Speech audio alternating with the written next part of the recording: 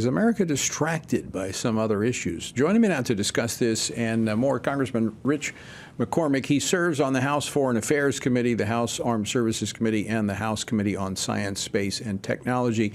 He is a decorated Marine helicopter pilot and an emergency room doctor. He represents the 6th Congressional District of Georgia.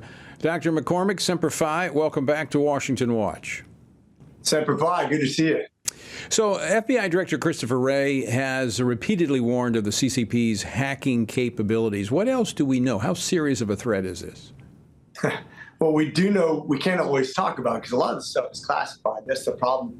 The American public really needs to be informed on a lot of this stuff so they can put pressures in the right areas too. Unfortunately, a lot of this stuff is not declassified, sometimes on purpose, sometimes because we just get used to containing this information.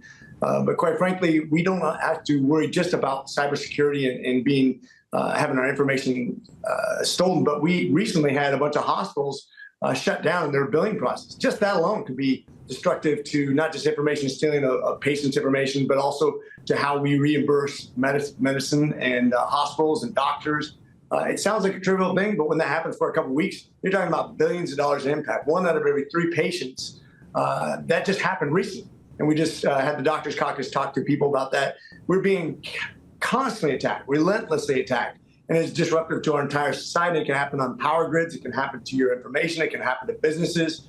This is something that we have to be more and more aware of because as AI comes into its full fruition, it starts to affect us. It can literally be like this scenario out of movies where you see stoplights change the wrong color at the wrong time. It could cause catastrophes. It could shut down your power to a hospital. It could do all kinds of horrible things that would impact our economy and our society in major ways. I mean, this puts a lot of responsibility on the government because if there's one thing the government has a responsibility to do, it takes on a lot that it really shouldn't. But one is to protect us, and this would be one of those areas. When you, and I know a lot of this is classified, but this week, debate on FISA. Does that type of threat factor into this debate over FISA and what government should and shouldn't be able to do?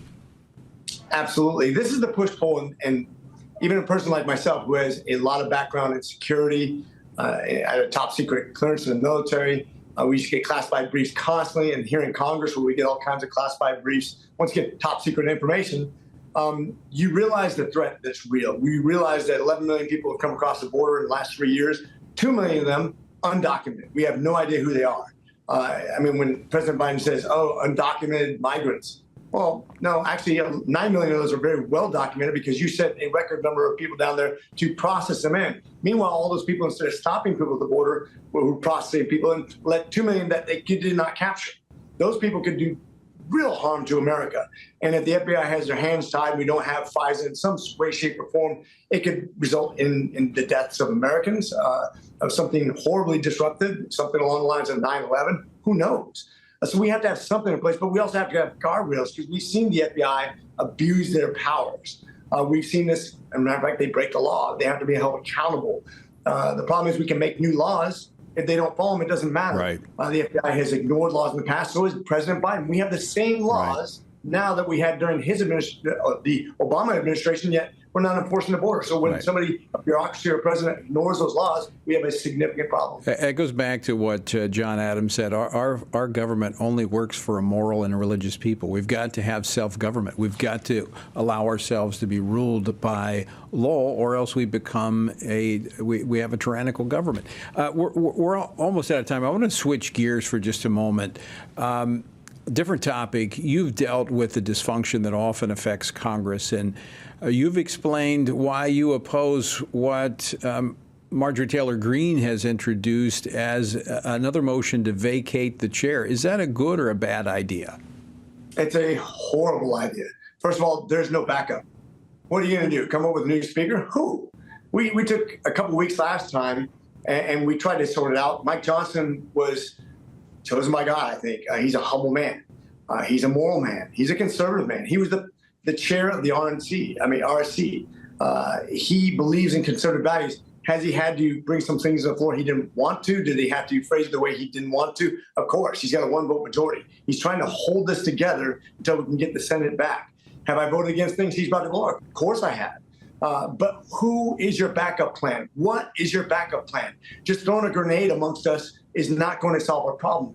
If you're in a team, and we are a team, not everybody on the team agrees with each other, but if you're actively tackling our quarterback, that's not going to result in something we want. It's just like when somebody votes against something that they don't think is conservative enough, and you end up with a Senate bill that's more liberal because you failed our bill. You wouldn't even let it come to a vote. That doesn't result in a more conservative bill. And sometimes people are just not taking a look at what's reality. When you have a one-vote majority and you don't have the Senate, you don't have the presidency, let's get what we can. Let's make an incremental change. Don't swing for the fences and lose everything. This is a horrible idea that will result in horrible things, and it could lose us a majority if we're not careful. You know, people don't realize that the speaker doesn't tell everybody what to do. He has to lead. And there has to be willing participants. And when you've got such narrow margins, and you have some independent thinkers who, quite frankly, are just disruptors and will not work as a team, I mean, would you agree he has a difficult job? Well, think about this. We're not supposed to all agree with each other. And sometimes people think that they define the Republican Party, like in church. This is a religious group. This is at least a spiritual group. When you have somebody walk in and say, "Thank you, Lord, that I'm not like these other sinners, these tax collectors and adulterers and like," and they think they define the church. You have people like that in the Republican Party, too, that think their thought defines the Republican Party. If everybody in your church agrees with each other, or everybody agrees with each other in a political party, it might be a cult. Right. We have to be allowed to disagree with each other, to have the legislative process make exactly what it's supposed to, where we get to disagree, we get to vote on it, and then the majority wins. We're in the majority, but right. If we lose the majority, it doesn't matter what, we won't bring anything to the table anymore. We'll lose total control. You've got to do it in a way, though, that leads the effort forward. And I think that is the key. Congressman McCormick, always great to have you on the program. Thanks so much for joining us today. Always a pleasure. God bless you. Semper Fidelis. All right, Semper